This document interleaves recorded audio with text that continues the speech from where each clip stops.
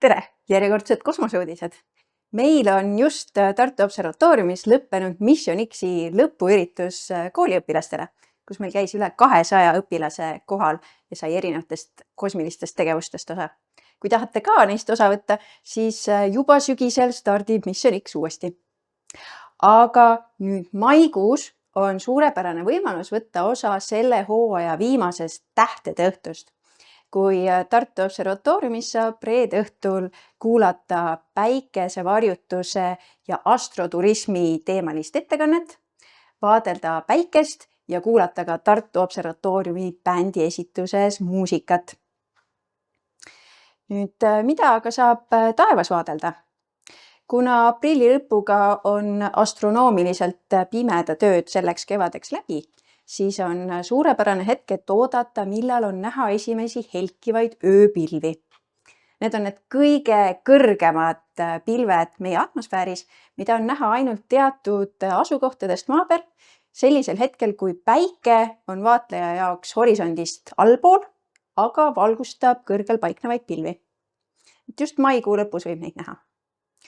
Nüüd, maikuus paistavad ka 2 planeeti õhtutaevas, Jupiter ja Veenus. Ja nendega on see põnev lugu, et nad paistavad taevas üksteisele lähenevat. Ja juba juunikuus paistavad nad mõlemad koos kaksikute tähtkus. Mais on aktiivne ka eeta-akvariidide meteoorivool.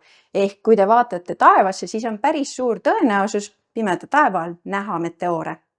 Nende maksimum oli küll just 5.–6. mail, aga sellegi poolest võib mõnda meteoori öösel näha. Aga nüüd mõned kosmoseuudised. Ameerikas õhutab NASA administraator Jared Isaacman uut diskussiooni Pluto staatuse üle. Nimelt Pluto oli ainukene ameeriklase poolt avastatud planeet ja soovitakse teha uus arutelu selle üle, et äkki võiks Pluto uuesti planeet olla. Mis teie arvate? Kirjutage kommentaarides. Aga lõpule on jõudnud ka NASA järgmise suure kosmoseteleskoobi ehitustööd. Nimelt Nancy Grace Romani teleskoop on valmis saanud. Selle stardiks planeeritakse sügist ja siis see peaks liikuma SpaceXi Falcon Heavy raketiga Lagrange'i esimesse punkti, kus ootavad juba teised sõbralikud kosmoseteleskoobid. Milleks aga uut kosmoseteleskoop üldse vaja on?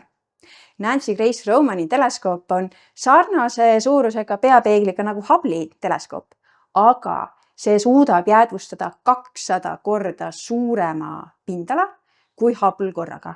Nii et kui 35 aasta jooksul on Hubble'i kosmoseteleskoop suutnud koguda umbes 400 terabaiti andmeid, siis Nancy Grace Romani teleskoop suudab aastaga saada kokku 500 terabaiti andmeid.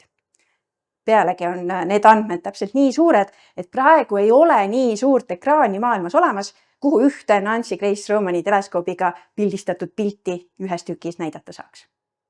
Sellised põnevad uudised olid maikuus.